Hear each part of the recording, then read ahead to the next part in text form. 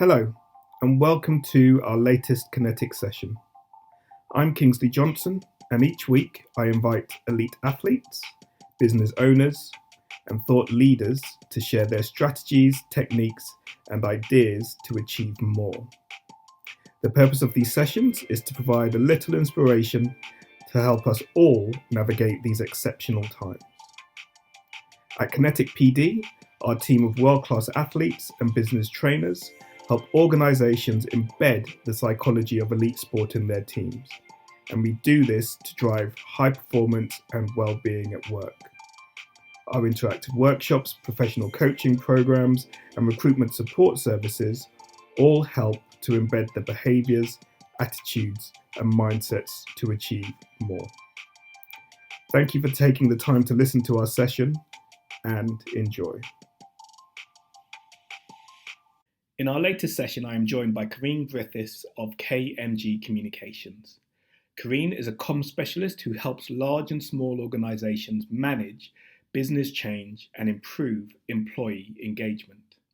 With a client list that includes British Gas, Kia, Travis Perkins, and the Metropolitan Police, Kareen helps leaders build authentic and inspiring communication skills. In large and small organisations, communication is commonly highlighted as a problem area.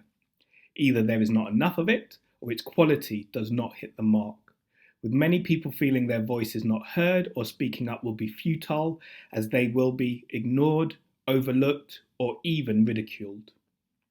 Creating organisation and team cultures where everyone feels like they can and want to contribute is a challenge for all of us. And it was an absolute pleasure having Kareen share her thoughts on ways to become a more inspired communicator.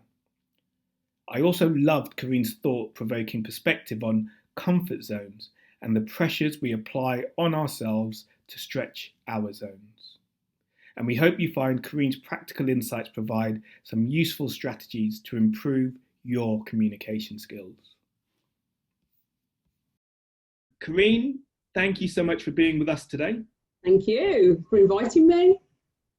And today I wanted to talk about inspired communications with you and to gain an understanding of what you do, what you're passionate about, and also some of the tools or insider secrets that some of our listeners can use to improve their communications, especially in their businesses or even in their personal lives.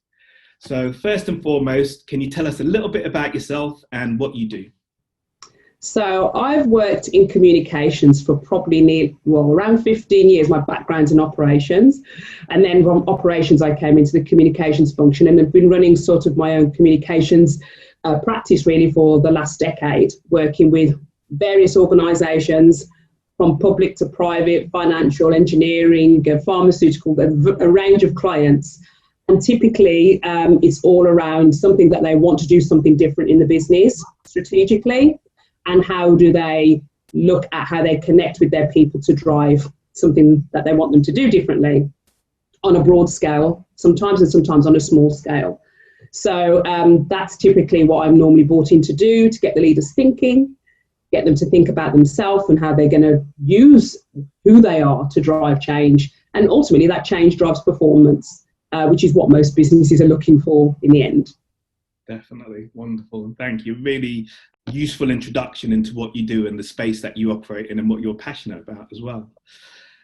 So in terms of that leadership question and that ability to inspire others to follow, what is it about those leaders that are good storytellers that leaves a really positive impression on us as individuals or team members? I think over the course of the years, where I see the best storytellers are the leaders who are very connected to themselves and very self-aware and are willing to share an experience that's been uncomfortable for them and what they've learned from it. That's when I see people come away, whether it be from an online session or road shows and all of that kind of thing, or listening to a talk or a team session. That's when I see people come away and think, I didn't really know that, or it was great that that person shared that. because what they see then is that the individual as that leader is still a human being at first. And I think if you can get your people in your organisation to see that you're a human being first that has got this responsibility and accountability to drive whatever it is strategically in the business, those are like the components that they have to think about, is how do they connect on that level, and what is it that they're sharing as a leader to help people connect at that level. And like you say, that authenticity and that human element is so important, especially in the situations that we all find ourselves in at the moment. And while you were talking, it made me think of times in my career where that leader type role has almost been like a bit of a dragon. Yes. And it invokes fear, or it invokes you hold back maybe rather than engaging. And sometimes maybe leaders wanted to have that type of persona. Maybe sometimes it was by design. Yeah, definitely. I definitely know through the different mixes of organisation, traditional organisations and institutionalised organisations, sometimes a clear difference between that mindset, which is you're here to do your job, so you get paid, so therefore that's the key component that we need to be helping you understand. You're here to drive profit, and that was it really, nothing more, nothing less. And even I experienced that, through my own career, knowing that get the job done, your credibility was based on performance, and if you got your performance, pretty much even if your behaviours were off, you were still okay. And I did that myself as a young leader. Well, it doesn't matter I don't care what's going on at home, you just need to get the job done, type of mentality. And that's definitely changed and changing. And what do you think's causing that change? What's breaking that mold, would you say? Or what are you seeing? What I typically see is quite different, this situation, because we've had like a global change happening. The global piece, which is, as we know, the COVID and the pandemic, and then we also have the global situation with the BLM and anti-racism, which are two quite significant global changes that have shifted or shook up organisations and disrupted that. So I would say that has been something that leaders are having to really get on top of, with the whole, I suppose, disruption of social media, or how social media is being used to drive that. So I think that's just been growing and growing, that people their trust looking at social media and thinking, well, is that in line with what the company's saying? And people are just more savvy because there's more access to information. A company can't just keep everything in the box anymore and use the fear to make sure they get what they want. Actually, anything that's happening inside can easily be outside and can easily be disrupted through local activism. What can we do, or what can leaders do to improve their communication or their storytelling? I think there's some things that come to mind when I think about what leaders need to do. So first of all, there's that whole piece about how connected are to yourself. How much do you know how to be open, really, how to be open with other people. There's that piece, and everyone's like, yeah, that's nice and fluffy, I get that, Kareen, but what's the pragmatic things that you need to do? And I think it's making sure that whatever that story or that narrative that you're going to be talking to with that business, the business knows what that is. What is it that you're doing something for, and why you're doing it? It's always the things that seem so simple, but still we have to keep replaying it. So why it's still your why, but some businesses are still not able to explain their why, their real why. They're still good at explaining their commercial why. So I think it's having a balance of, there has to be the commercial why, and then there has to be the human why, your values, and how are those being seen and used in the organisation to drive great leadership or model behaviours. Take, a business that has integrity and, courage as maybe some of their values. How does the business use those behaviours to drive accountability, to drive that change, and also to model behaviour? I think model behaviour, when a leader can stand there and say, I got this wrong, and this is what I learned. It means that people think, well, if I don't get it right, I'm not going to be penalised around it. So I think there needs to be more accountability for leaders to be able to step into that uncomfortable zone As a leader, sometimes you want to be comfortable so that you're not taken off guard and want to have all the answers because that's what you think's expected of you. But I think people are forgiving if you choose not to always have the answers to everything and choose to be uncomfortable about something. So there's some choices to be made by what leaders want to be to influence others, because the expectation from people is changing all the time. I guess you sort of touched on it earlier in terms of the impact on trust and the ways that team members or employees may view both leaders and maybe even other teams or other departments. So one of the things that would be really interesting to understand or to get your thoughts on is there seems to be growing maybe divisions within organizations and growing maybe silos or pockets where there's an element of I will protect myself or I will protect us. And is there any areas or are there any recommendations that you would make to help to break down or to help leaders that are experiencing that in their organizations? Where can they go for help? I think there are a couple of things that come to mind when I think about maybe certain activities leaders or departments or functions need to do to gel people together, again, as opposed to the divisive or I want to just protect my space right now. And that is helping people understand the implications of that protection. So if you don't understand how you connect to another arena or another department, or how what you do influences somewhere else, and what the bigger implications are if you don't, then you can just sit in your silo and, I can do my numbers and that's it. I'm in finance, I do my numbers, here's your reports, off you go. But if you don't know maybe what is happening, say from a marketing perspective, the marketing department, you don't know what's happening there, you don't know whether something externally is impacting how we market the business, something comes off the bottom line and you won't have that in your figures, then what you're protecting is, well, okay, if I don't bring the figures or the numbers or understand what's going on that will implicate for that, we can't plan for that. And therefore the business will constantly sit in like a reactive instead of a proactive mode.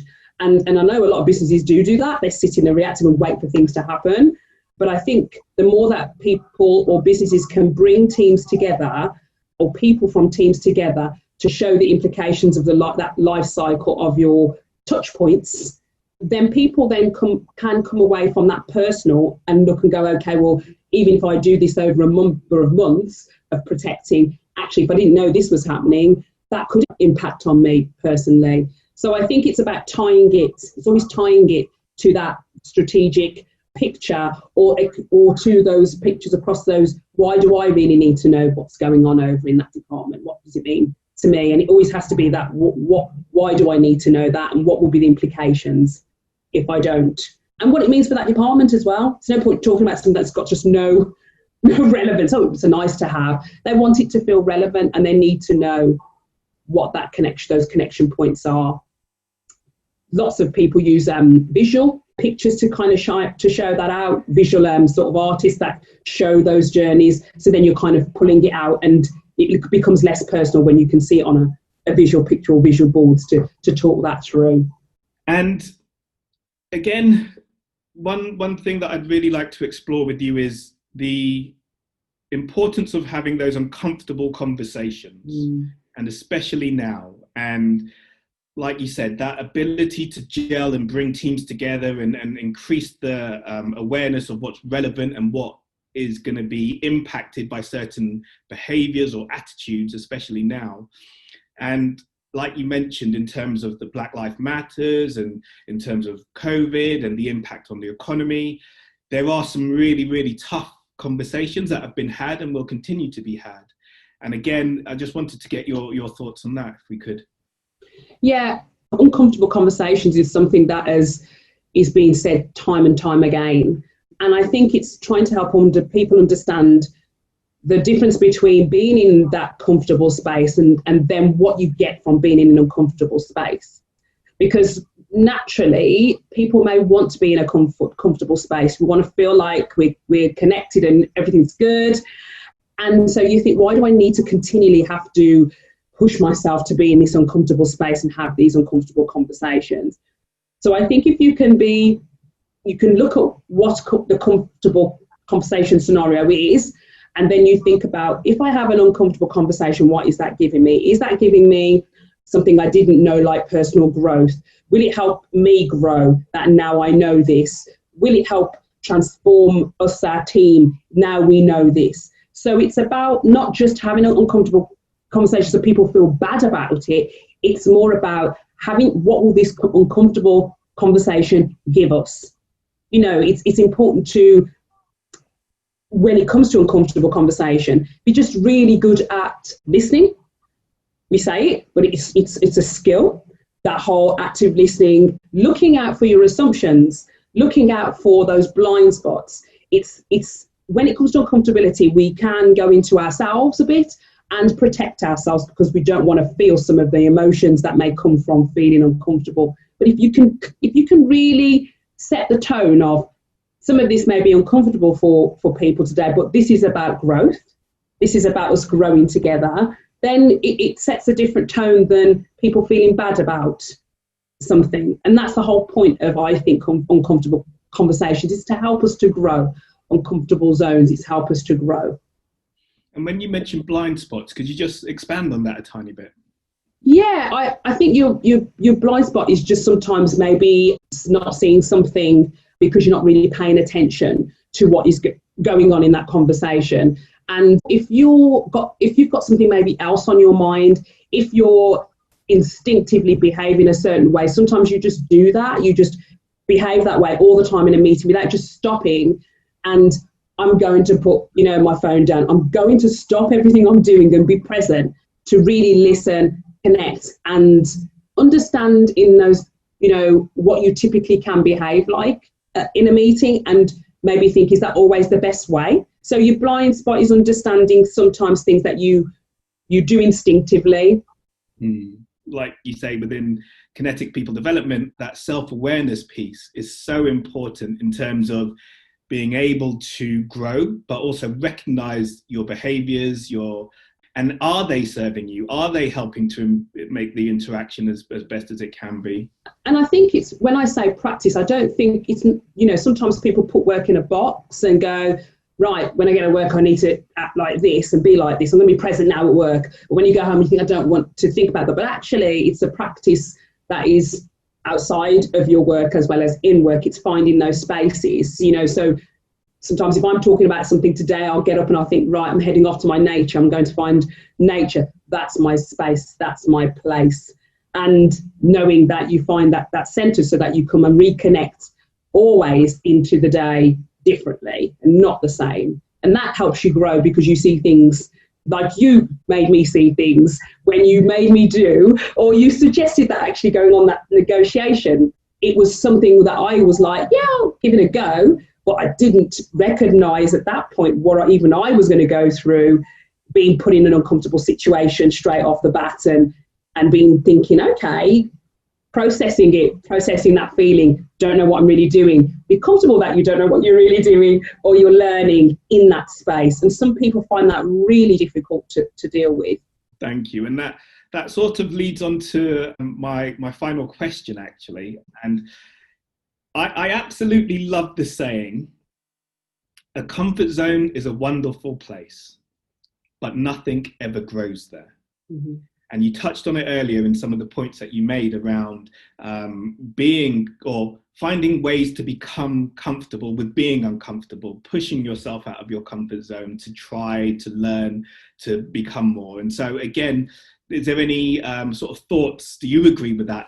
I use the words comfort zone and pushing yourself out your comfort zone quite carefully, purely because we can sometimes set so many initiatives or goals for ourselves where what's the next thing, when actually your growth could be in just a place and your headspace. And that it doesn't have to always be sort of active and showing and seeing. It can just be that is the personal growth. So I'm always very careful around this comfort zone piece, and when people are like, oh, push yourself out your comfort zone, you can go off, try, and you think, well, it's an intentful act to push yourself out the comfort zone. You want to know why you're pushing yourself out of that comfort zone and what this growth or what that personal growth is going to look like for you. in order to feel that you want to take that step to that uncomfortable place, as opposed to expectations from environment externally about, well, you know, when you say you're comfortable, it's like sometimes people look and think, well, what are you doing? What are you doing next then? You think, well, I'm fine, actually. That's it, you know. And it's also feeling comfortable, that comfort zone for you, that's okay as well. So I do like the term comfort zone, and I do like people to feel like, yeah, I am in a comfortable space. But when they choose to go to that uncomfortable space, they know why they're taking the step, and it's an intentful choice that, right, to grow on this particular thing, my intention, and this is what this growth is going to give me or give others. Yeah, I absolutely love that. And I loved also what you said about it's not always that physical action. Sometimes it is, or quite often it can be that mindset or that mental growth, and taking the decision to be responsible for that, and not, like you say, necessarily being dictated by environment or circumstance, but having that very clear idea as to what the benefit can be to yourself or to those in your sphere of influence. I think is a really fantastic way of looking at it. Yeah, definitely. I think so much is pushed on us. Expectation is pushed on us. Environment, you know, the external environment can make you feel like, well, I need to be, you know, COVID's gone on, I need to be on a course, I need to be doing a course, I need to be using the time to grow, because, and it's like, well, it's kind of just stopping and going, do you have to do something? Your growth could be the fact that you can't do something over the course of 3 months because of the external situation. So how do you grow when you're not actively, physically doing something, but actually the activity is being here? And that's can be so much growth in that particular action that nobody sees. So you sort of, what you've been doing, oh, I've been being present. What do you mean you're being present? I'm being present. It just sounds all wrong, doesn't it, to some people? Like, what do you mean you've been present? What, for 3 months? What, you've been just being present? Yeah, that's okay. That should be acceptable. Yeah, and it's so vital. Yeah. Yeah. So so it's just taking those internal inner workings as an activity or whatever it is, and I suppose applying your strategy of your inner workings to yourself, so that you can grow in order to then go in, and when you're sitting, you really are in a different space there. I think if you can know your anxieties and know your emotions, and you can sit and know that when those thoughts are coming through and how to process them, and still be able to work with sort of leadership and not just talk about, people call it fluffy stuff. Some leaders are like, what do you mean mindful? And, you know, but that technique will help you be better when you're driving those conversations with leaders, because you know how some of those conversations may make you feel, and you know how to process it, but you're able to listen and actively pick up on what it is they really are trying to change, the undercurrent communication, not the overt communication. Okay, fantastic. Thank you. And so fascinating. So my last 3 questions, I call them the famous 3. So firstly, what's the most influential book that you've ever read? Oh, why have you done that? The most influential book, I think it's called Still Moving. It's Still Moving because I like it, because it's a book about moving things forward, but in the present. It's really quite interesting, because it's about, if you're present, you're still moving. Yeah. And so I like the way that it talks about change, but not sort of change from a model perspective, like lots of models or change management models. It talks about change from a different perspective, which is that things are constantly changing and they're moving, but you can be present and it's still moving. So that's kind of one of my favourite books. It takes you down a different lane of change, and it helps organisations or people think about the fact that everything's changing all the time. Where I put my pen has changed, where my book has changed. So, you know, it's giving you a different thought process about something is changing all the time. So it's just feeling more comfortable about that movement and being present in that movement. Great stuff. Proudest achievement to date? I think, well, so I would think this is probably like a defining moment where I think that it got me thinking in my mind that pushing myself so much out of a comfort zone or personal growth has meant that it's given me the confidence to do many like different things. So one of those things would be, and this is quite some time ago, so this framed my sort of way of thinking, probably around 10-ish, maybe a bit longer than that, 10-ish years ago. And it was when I was working for a business, and it was basically a role that was an international role that they wanted someone to go and do an international assignment. And I actually didn't think I would get the role. One of those sort of self-limiting beliefs of go for the role, these people are much more qualified, much more skilled, yada, yada. So, and when I did get that role and it was to go and work in a different country for some time, it got me to think about living in a different place, living in a different culture, working in a different culture, starting up an organisation on behalf of your business, an operation in an international environment. And I think it broke, I suppose, the mindset of always thinking that maybe, you know, it's always somebody else that does that, or someone else that always gets that.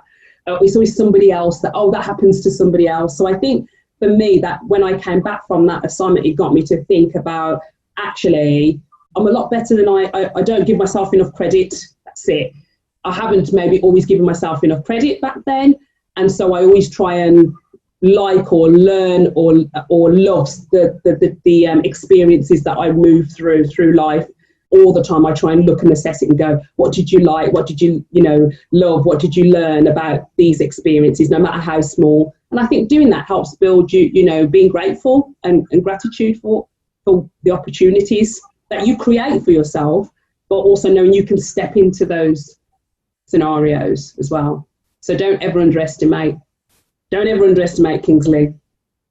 I think so many people, especially myself, can definitely connect. That resonates so much. Yeah. So thank you for sharing that. And finally, what type of world would you like to live in?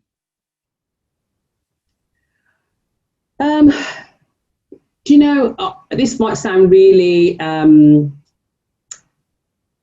like cliche, but I think the world that we're in right now, I think even though the pandemic has caused a lot of heartache and pain, and obviously the BLM movement is also doing that as well.